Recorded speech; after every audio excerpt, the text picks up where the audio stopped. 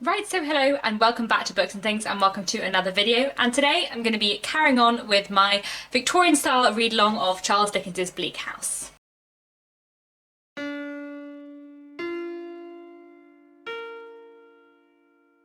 So today I'm going to be talking about the chapters that we read in June. Yes, I know I am quite a bit behind, but I will catch up. I'm going to film the video on July's chapters today as well, because I've read them too, so that video should be up next week. And hopefully the videos on the chapters we read in August will be up by the end of August. And then it is only September. September is when the read-along ends, and I will definitely have a video up in September on the big chunk of chapters that we're reading in September, because the final two parts of a Dickens serialised novel were often released together. So, in the month of June, all that time ago, we read the following four chapters. We read Chapter 50, Esther's Narrative, Chapter 51, Enlightened, Chapter 52, Obstinacy, and Chapter 53, The Track. Lots of dramatic, exciting stuff happening in June's chapters. So, as usual, I'm going to go through the chapters, what happened in them, and some points of interest. So, yeah, let's get straight into them.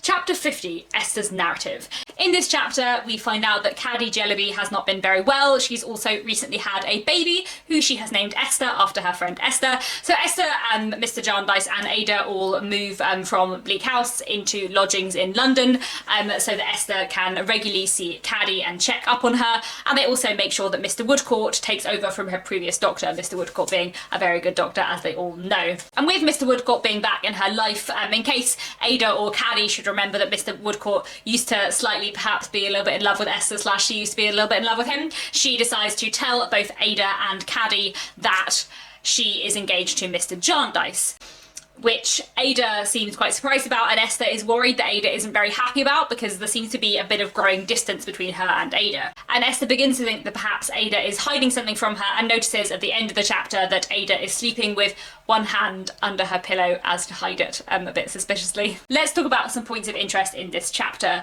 It's quite interesting to look at Caddy's kind of illness and her role in life. I find Caddy quite an interesting character and her plotline quite interesting, because she's kind of presented as having become a better person since her marriage and since leaving Mrs Jellyby, and she's certainly become a happier person. With her husband and her poor little mite of a baby to love and their home to strive for, what a good creature Caddy was. So self-denying, so uncomplaining, so anxious to get well on their account, so afraid of giving trouble, and so thoughtful of the unassisted labours of her husband and the comforts of old Mr Turveydrop. I had never known the best of her till now. But she's also quite physically ill, and in the same way that working for her mother seemed to always make her struggle, the toils of being a housewife and a mother and having to deal with such a father-in-law as Mr Turveydrop seems to cause her even more sort of health problems and toll upon her all the more. I really like the fact that Caddy names her child Esther. I think it shows how attached Caddy is to Esther, and also sort of how highly Caddy esteems her, because I think she kind of calls her baby Esther in the hope that her daughter will grow up to become like Esther, because she admires Esther so much and considers Esther so highly. I think it's quite interesting in this chapter to look at how Mr Woodcourt is spoken about, especially by Mr Jarndyce. When Esther says to Mr Jarndyce that she's not certain about how good Caddy's doctor is and that maybe someone else would be good, "Well, you know," returned my guardian quickly, "there's Woodcourt." I had not meant that, and was rather taken by surprise. For a moment all I had had in my mind in connection with Mr Woodcourt seemed to come back and confuse me. "You don't object to him, little woman?" "Object to him, guardian? Oh, no." Now, why does Mr Jarndyce suggest Woodcourt quickly? There's something significant about that quickly. Is it just because he thinks he's the better doctor, or is he also keen to kind of get Esther's reaction to Mr Woodcourt? Later, he says to Esther that he wishes Mr Woodcourt were rich, and she agrees, as long as she says that wouldn't spoil him and make him less useful to people like Caddy and Miss Flight. "True," said my guardian, "I had forgotten that. But we would agree to make him rich enough to live, I suppose. Rich enough to work with tolerable peace of mind, rich enough to have his own happy home and his own household gods, and household goddesses too, perhaps. I doubt if he expects much of the old world. Do you know, I have fancied that he sometimes feels some particular disappointment or misfortune encountered in it. You never heard of anything of that sort?" I shook my head. "Humph," said my guardian. "I am mistaken, I dare say." And I find this quite interesting, because that references to his household goddesses suggests that Mr Jarndyce is saying, "I wish Mr Woodcourt were rich enough to marry if he wanted to."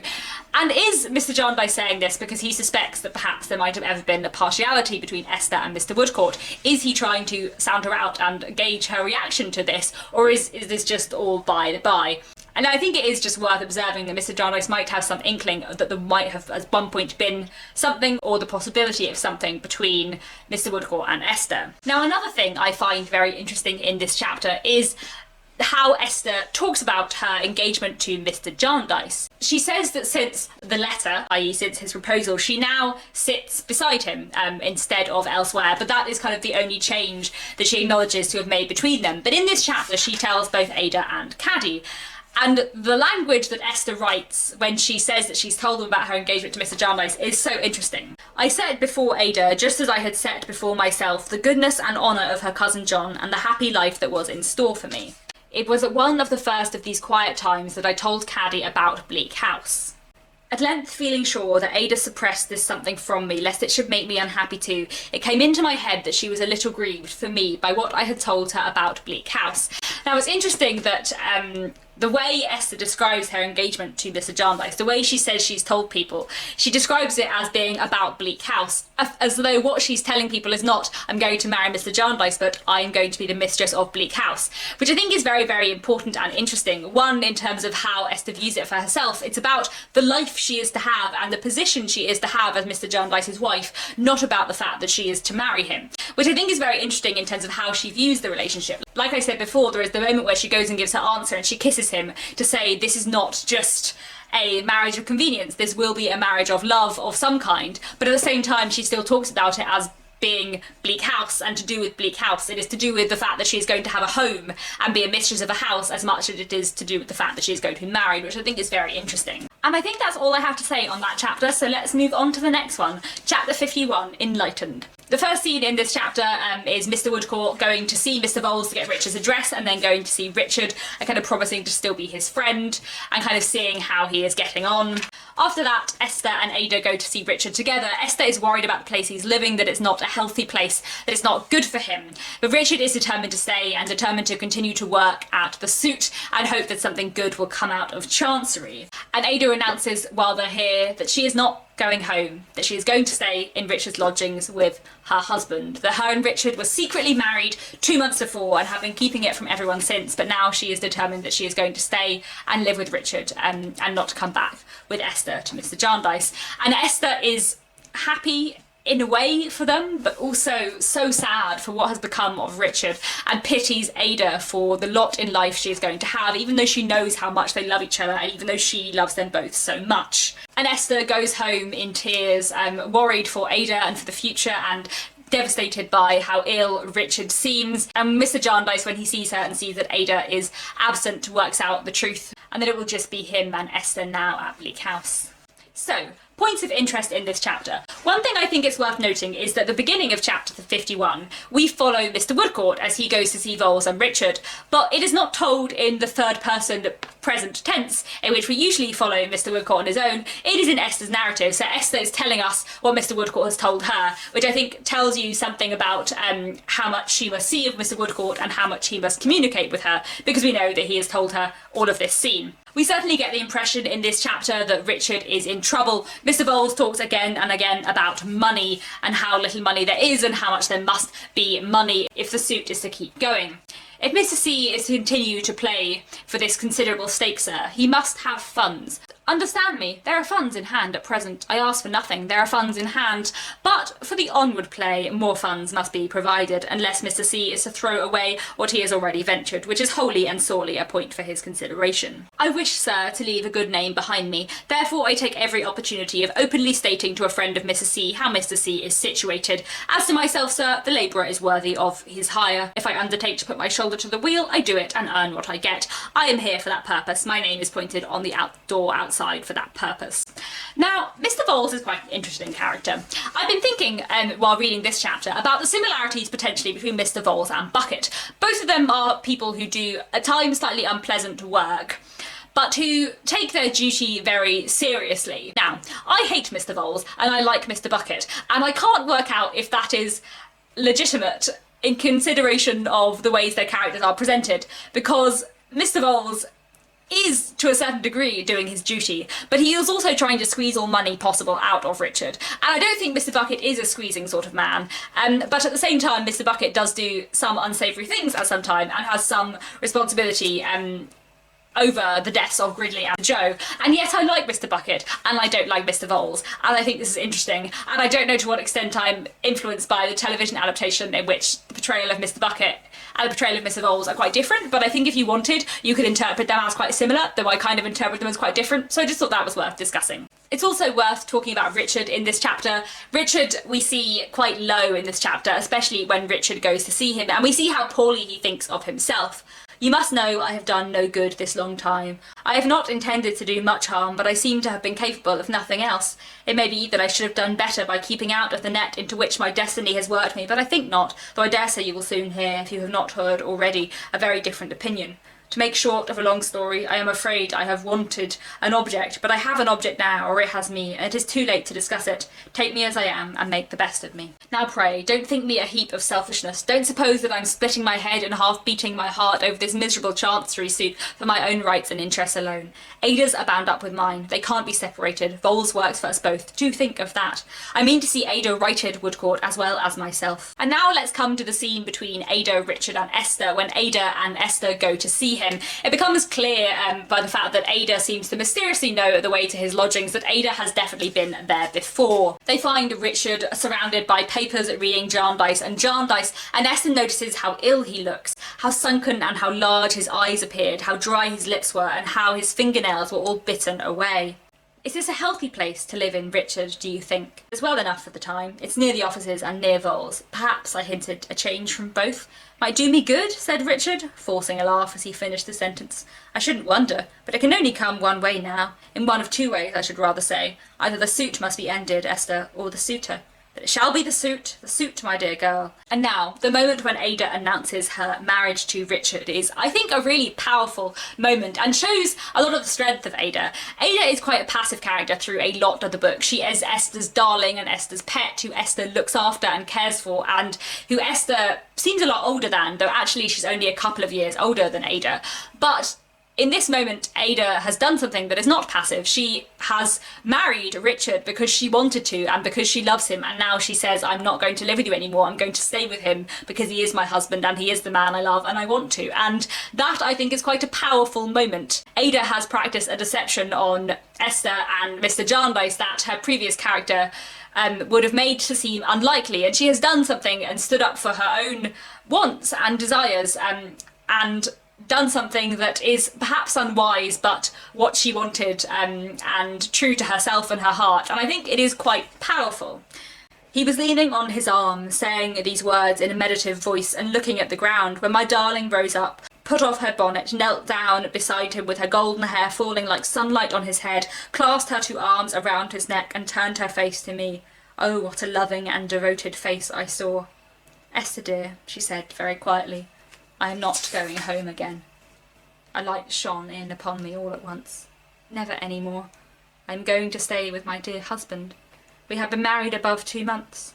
Go home without me, my own Esther. I shall never go home any more. It's interesting, I think, though, that while Ada has made this decision, she still, when she says home, refers to her home with Jarndyce and Esther, and the home she will now have with Richard she does not call home. I pitied her so much. I was very fond of Richard, but the impulse that I had upon me was to pity her so much. But this we know is the secret, and this we know is why there has been a growing distance between Ada and Esther, because Ada has married Richard and not told her. And when it is time for Esther to go, Ada clings to her. Why, I declare, said I never saw such a wife. I don't think she loves her husband at all. Here, Richard, take my child, for goodness sake. But I held her tight all the while, and could have wept over her I don't know how long. There's something about that line, here, Richard, take my child, which I think is quite powerful, almost as though they are at the altar and Esther is giving away Ada to Richard, because she has, for the last few years, being a couple of years older than them both, acted a little as Ada's guardian. She calls Ada my darling and my child in the way that someone might call their own child, and she has been both a sort of sister and mother figure to Ada, and now in this moment she gives Ada away. And we see throughout the rest of this chapter how sad she is and how sad she feels Ada and Richard's life may well be. Richard being so ill, so caught up in chancery, they both having so little money to live upon, and Richard always so in debt.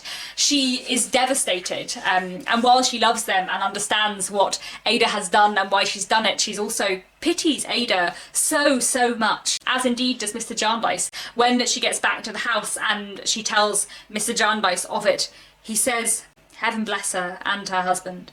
But just as my first impulse had been to pity her, so was his. Poor girl, poor Rick, poor Ada. Neither of us spoke after that, until he said with a sigh, "Well, well, my dear, Bleak House is thinning fast. But its mistress remains, guardian." Though I was timid about saying it, I ventured because of the sorrowful tone in which he had spoken. "She will do all she can to make it happy," said I.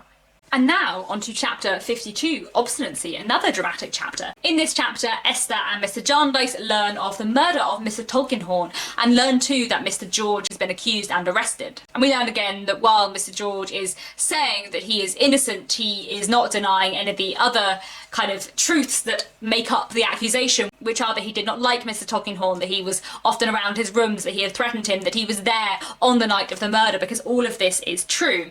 Mr Jarndyce and Esther go to visit him in order to try and persuade him to take a lawyer. Mr George says he absolutely won't, because he wants to get off on his own terms, because as far as he's concerned he's innocent and that's all he has to say, because he hates lawyers.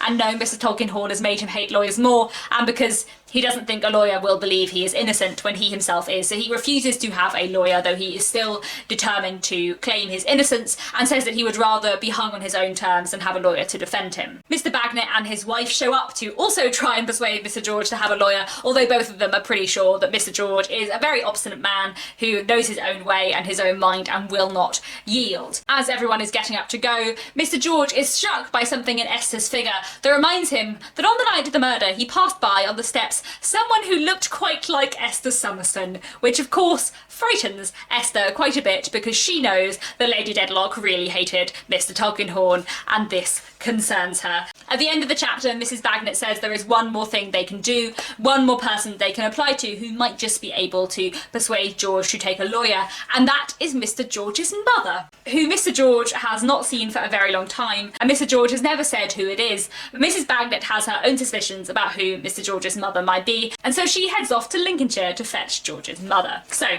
points of interest in this chapter. I think a lot of this chapter is quite like sort of plot driven, so I'm not sure how much I have to say, but there are quite a few interesting things. It's Mr Woodcourt who brings the news of Mr George's arrest to them, and Esther says to Mr Jarndyce, "You don't think it possible that he is justly accused?" "My dear, I can't think so. This man whom we've seen so open-hearted and compassionate, who with the might of a giant has the gentleness of a child, who looks as brave a fellow as ever lived and is so simple and quiet with it, this man justly accused of such a crime, I can't believe it. It's not that I don't or won't, I can't."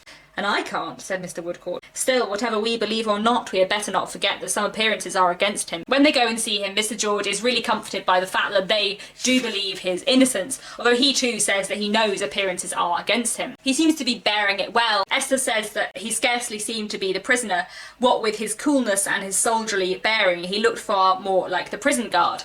And indeed, George, when he talks about the situation, talks about it almost as though it were another person going through this, which he says to Mr Jarndyce is the only way he can cope with it. And then Mr Jarndyce says, "You must have a lawyer. We must engage a good one for you." "I ask your pardon, sir," said Mr George with a step backwards. "I am equally obliged, but I must decidedly beg to be excused from anything of that sort." "You won't have a lawyer?" "No, sir." Mr George shook his head in the most emphatic manner. "I thank you all the same, sir, but no lawyer." "Why not?"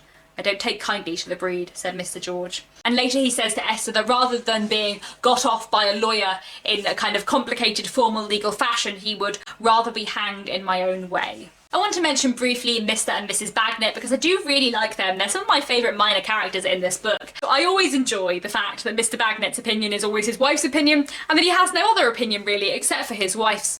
"Old girl, tell him whether or not it meets my approval." It is Mrs Bagnat who does most of the talking, who has most of the energy, and while Mr Bagnat kind of pretends that he's in charge and that it's his opinion that Mrs Bagnat's giving, actually it's Mrs Bagnat's opinion, and he just basically agrees with everything she says. She wants George to get a lawyer too, and says that it's stuff and nonsense, the reason why he's giving for refusing it, but she also knows that he will not be moved. And it is Mrs Bagnat too who thinks of the scheme of going to find George's mother. She is an intelligent woman and she has managed to figure it out, and so she goes to find George's mother, thinking this might be the only person who can make George get a lawyer. Another thing briefly I want to mention before we move on to the next chapter is that moment where George says that he spotted someone on the steps that night who looked a bit like Esther. "'Tis curious," he said, "and yet I thought so at the time." My guardian asked him what I meant. "Why, sir, when my ill fortune took me to that dead man's staircase on the night of the murder, I saw a shape so like Miss Summerson's go by me in the dark that I had half a mind to speak to it. For an instant I felt such a shudder as I had never felt before or since, and hope I shall never feel again. It came downstairs as I went up," said the trooper, "and crossed the moon-lighted window with a loose black mantle on. I noticed a deep fringe to it. However, it has nothing to do with the present subject, excepting that Miss Summerson looked so like it at that moment that it came into my head. I cannot separate and define the feelings that arose in me after this. It is enough that the vague duty and obligation I had felt upon me from the first following the investigation was, without my distinctly daring to ask myself any question, increased, and that I was indignantly sure of there being no possibility for a reason for my being afraid." She is a little bit worried that Lady Dedlock might have something to do with this, but also is telling herself that she can't be worried, because she does not believe that her biological mother would do such a thing, and yet she knows how much Lady Dedlock loathed Mr. Tulkinghorn and how deeply afraid of him she was. And that brings us on to chapter 53, The Trap. In this we're back in third person present tense, and we are following Mr. Bucket as he is on the trail of the murderer. He doesn't seem fully content with it being George, so he seems to be investigating other angles, and he is spending a lot of time at Lady Dedlock's house in town and also at Chesney Wold, and he is also not going home and not spending any time with Mrs. Bucket or their lodger, who also lives with them. He goes to Mr. Tulkinghorn's funeral, where he spots his wife and their lodger, but does not speak to either of them. And then he goes back to the Dedlock's house. While there, he receives a note for himself, which has, in block capital letters, the words Lady Dedlock. We don't find out if there is anything else in the note. He has a few conversations with Celesta Dedlock, where Celesta Dedlock again tells him how strongly he wants the case to be solved and how much he wants Mr. Tulkinghorn's murderer to be brought to justice. And then at the end of the chapter, Mr. Bucket has a nice confidential conversation with the footman at the townhouse of the Dedlocks, who tends to be called Mercury. He compliments Mercury on his figure and height, trying to get into his good books, and then begins to ask a few questions about Lady Dedlock. The fact that she doesn't look very healthy, and whether she ever goes out walking by night, and did perhaps she go out walking by night on the very night of the murder of Mr. Tulkinghorn, perhaps wearing a loose black mantle with a deep fringe on indeed. So, points of interest in this chapter. Mr. Bucket is a very interesting character, isn't he? Very inscrutable in many ways, but so fascinating. He is in the friendliest condition towards his species and will drink with most of them. He is free with his money, affable in his manners, innocent in his conversation, but through the placid stream of his life there glides an undercurrent of forefinger, as in he's like looking at things and observing everything. Time and place cannot bide Mr. Bucket. Like man in the abstract, he is here today and gone tomorrow, but very unlike man indeed, he is here again the next day. This evening he will be casually looking at the iron extinguishers at the door of Celesta Dedlock's house in town, and tomorrow morning he will be walking on the leads at Chesney Wold. Mr. Bucket at present does not go home, though in general he highly appreciates the society of Mrs. Bucket, a lady of a natural detective genius, which if it had been improved by professional exercise must have done great things, but which has paused at the level of a clever amateur. He holds himself aloof from that dear solace. Mrs. Bucket is dependent on their lodger, fortunately an amiable lady in whom she takes an interest for companionship and conversation. I like that when he spots his wife and the lodger in the crowd in the funeral, he says to himself, "And there you are, my partner, eh?" I like that he calls his wife his partner, because it also has like kind of police connotations, the idea that they are both partners in life but also potentially partners in detection as well. The conversation between Celesta Dedlock and Mr. Bucket in this chapter is very interesting too. Celesta repeats how concerned he is for the murderer to be caught. "My mind has not, as may easily be supposed, recovered its tone since the late diabolical occurrence. It is not likely ever to recover its tone, but it is full of indignation tonight after undergoing the ordeal of consigning to the tomb the remains of a faithful, a zealous, a devoted adherent. I solemnly declare that until this crime is discovered and in the course of justice punished, I almost feel as though it was a stain upon my name. A gentleman who has devoted a large portion of his life to me, a gentleman who has devoted the last day of his life to me, a gentleman who has constantly sat at my table and slept under my roof, goes from my house to his own and is struck down within an hour of his leaving my house. The ceremony of today has, I say, aggravated the shock I have received from this most horrible and odious crime.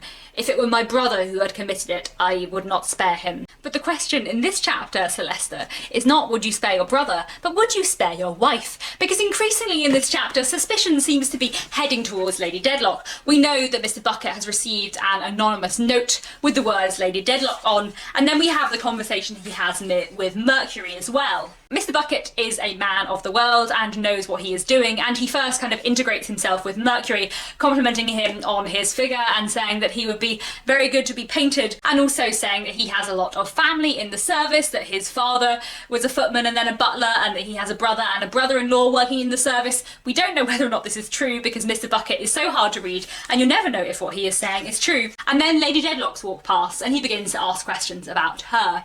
She's a lovely woman too, she really is, says Mr Bucket, coming back to Mercury. Don't look quite healthy, though. Is not quite healthy, Mercury informs him. Suffers much from headaches. Really? That's a pity. Walking, Mr Bucket would recommend for that. Well, she tries walking, Mercury rejoins. Walks sometimes for 2 hours when she has them bad. By night, too. Are you sure you're quite so much as 6'3"? Asked Mr Bucket, begging your pardon for interrupting for a moment. No doubt about it.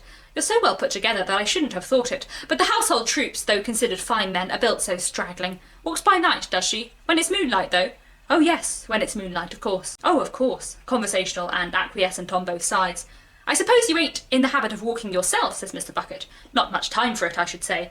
Besides which, Mercury don't like it, prefers carriage exercise. To be sure, says Mr Bucket, that makes a difference. Now I think of it, says Mr Bucket, warming his hands and looking pleasantly at the blaze, she went out walking the very night of the business. To be sure she did. I let her into the garden over the way, and left her there. Certainly you did. I saw you doing it.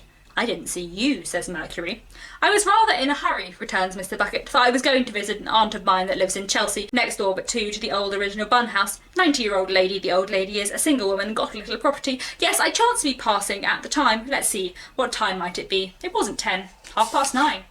You're right, so it was, and if I don't deceive myself, my lady was muffled in a loose black mantle with a deep fringe to it. Of course she was. Of course she was. Now this is very interesting. Mr Bucket was probably not passing, probably did not see her, and probably does not have an aunt in Chelsea. Of course we don't know that, but certainly Mr George saw a woman dressed in that way at the time and would have told Mr Bucket this, which might be why Mr Bucket is saying this to Mercury. So all a bit suspicious. We can only but wonder where Mr Bucket is going with this. And that, I think, is all I have to say on June's chapters. Certainly lots happening in there. Like I said, I'm sorry I'm a bit behind, but I'm about to film a video on July's chapters after this, so that should be up once I've edited it, hopefully in a week or so. I hope you've enjoyed June's chapters. Do let me know how you're getting on with Bleak House, and I'll be back very soon with another bookish video.